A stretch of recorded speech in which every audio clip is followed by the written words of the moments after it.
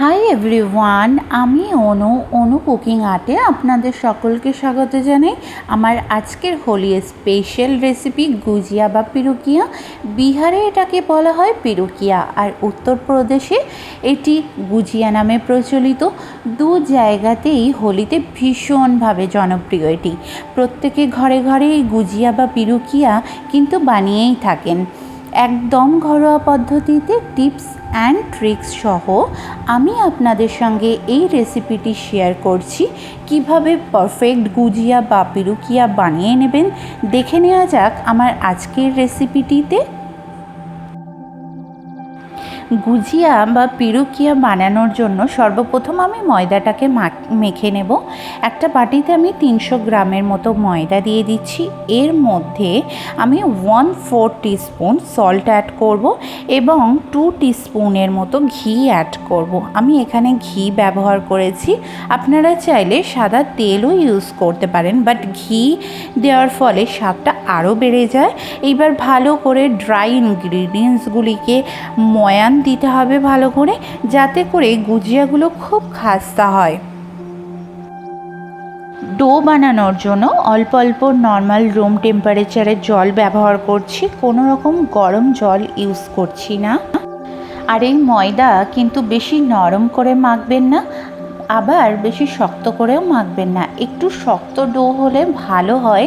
আচ্ছা, রুটি বা পরোটার জন্য যেমন ডো রেডি করি ঠিক তেমনটি দরকার। ময়দা মেখে 30 মিনিটসের জন্য আমরা রেস্টে রেখে দিলে ময়দা ভালো মতো সফট হয়ে যায়। এখানে আমি একটি পলিথিন দিয়ে র্যাপ করে ডোটিকে এবং লিড দিয়ে ভালো করে কভার করে এটিকে নেক্সট প্রথমে ফ্রাইং প্যানে 2 টেবিল স্পুন ঘি অ্যাড করব। ঘিটা গরম হয়ে আসলেই 2 টেবিল স্পুন আমন্ড অ্যাড করব এবং তারপর 2 টেবিল স্পুনের মতো কাজু অ্যাড করব, তারপর 2 টেবিল স্পুন পেস্তা অ্যাড করব। করে ভালো করে লো টু মিডিয়াম ফ্লেমে 2 মিনিটসের মতো ফ্রাই করব। ড্রাই ফ্রুটসগুলি ভালো করে ভেজে নিলে গুজিয়াগুলিকে অনেক দিন স্টোর করে রাখা যায়। আপনাদের কাছে যে ড্রাই ফ্রুটস অ্যাভেলেবেল থাকবে সেটিকেই ট্রাই করবেন। নেক্সট আমরা ওই প্যানের মধ্যেই 2 স্পুনের মতো ঘি অ্যাড করব। ঘি গরম হয়ে আসলেই এর মধ্যে 1 কাপ গ্রেট করে রাখা কোকোনাট অ্যাড করব। করে ভালো করে 1 মিনিটের জন্য ঘিয়ের সঙ্গে ভেজে নেব। তারপর 2 স্পুন জ্যাগারি অ্যাড করব এবং কালার দুটোকেই এনহ্যান্স করবে এবং এটা হেলথের জন্যে খুবই বেনিফিশিয়াল। বাই দ্য ওয়ে, আপনারা এখানে চিনিও অ্যাড করতে পারেন 100 গ্রামের মতো। তারপর বারে বারে নাড়াতে থাকবো 5 মিনিটসের মতো এবং এরপর গোল্ডেন ব্রাউন যখন কালার চলে আসবে কোকোনাটে, এর মধ্যে 3টি এলাচ ক্রাশ করে দেব আরও সুন্দর ফ্লেভারের জন্যে এবং একটু অল্প লবণ অ্যাড করব মিষ্টিটাকে ব্যালেন্স করার জন্য। দিয়ে আরও 2 মিনিটের মতো নাড়িয়ে দেব। দেখুন কত সুন্দর কালার চলে আসছে। এইবার একটি বাউলের মধ্যেই পুরটিকে ঢেলে নেব, নিয়ে তারপর ভেজে রাখা ড্রাই ফ্রুটসগুলিকে চপিং করে নেব ঠিক এইভাবে। দেখুন আমি কিভাবে চপিং করছি, আপনারা ঠিক এইভাবে ধৈর্য সহকারে চপিং করে নেবেন। নেক্সট একটি কড়াই গরম হয়ে আসলে ওর মধ্যে 1 কাপ মাওয়া একটু ভেঙে দিয়ে অ্যাড করব এবং করে ভালো করে নাড়তে থাকবো 2 মিনিটের জন্য।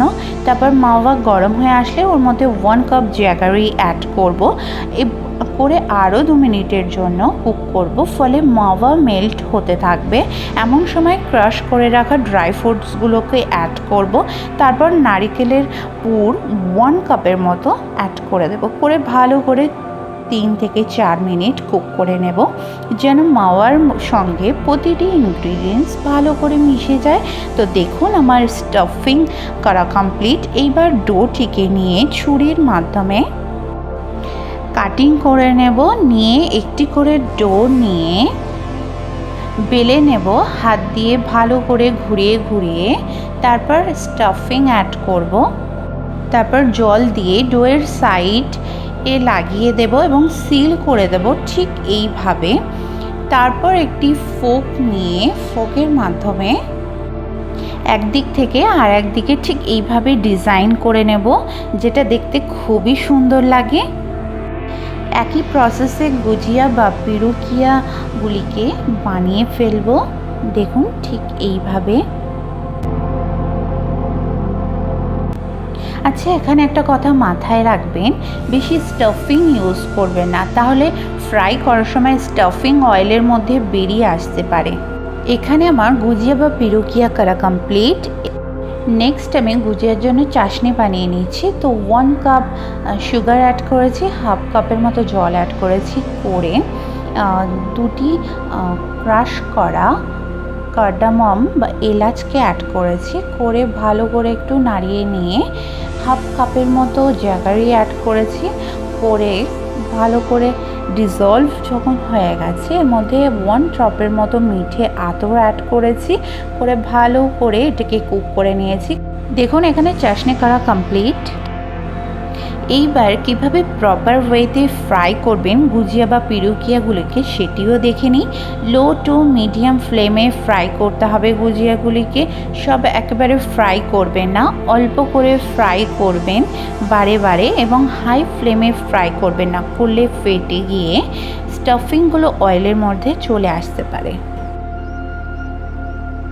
দেখুন কত সুন্দর ফুলছে আমার গুজিয়াগুলো, এবং ততক্ষণ পর্যন্ত ভাজতে হবে যতক্ষণ না পর্যন্ত গোল্ডেন ব্রাউন কালার আসছে। এখন এখানে গোল্ডেন ব্রাউন কালার হয়ে গেছে। আমি এবার গুজিয়াগুলিকে তুলে নেব প্লেটের মধ্যে। এবার সেম প্রসেসে আরেকটি ব্যাচ ফ্রাই করে নেব। দেখুন ঠিক এইভাবে তেলগুলিকে আমি উপরে তুলে দিচ্ছি গুজিয়ার উপরে। তো কেমন করে ফুলছে দেখুন গুজিয়াগুলো।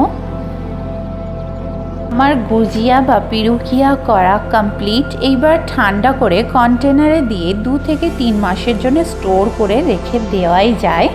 তো দেখুন গুজিয়া একটি ভেঙে দেখিয়ে দিচ্ছি কেমন সুন্দর হয়েছে গুজিয়াটি।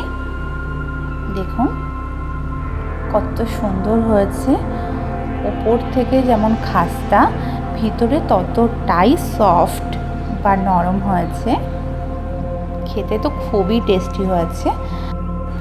তো কেমন লেগেছে আমার আজকের রেসিপি? আশা করি অনেক ভালো লেগেছে।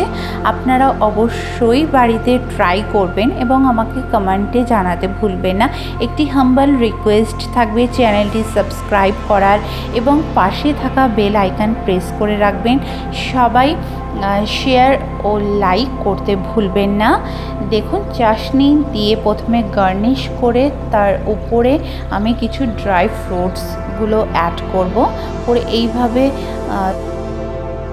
আমার মেয়ে এখানে দুষ্টুমি করছিল, তো তার জন্য ওকেও একটু দিয়েছি গার্নিশ করার জন্য। সকলে লাইক এবং শেয়ার করতে ভুলবেন না। সকলে সুস্থ থাকবেন, ভালো থাকবেন। ধন্যবাদ।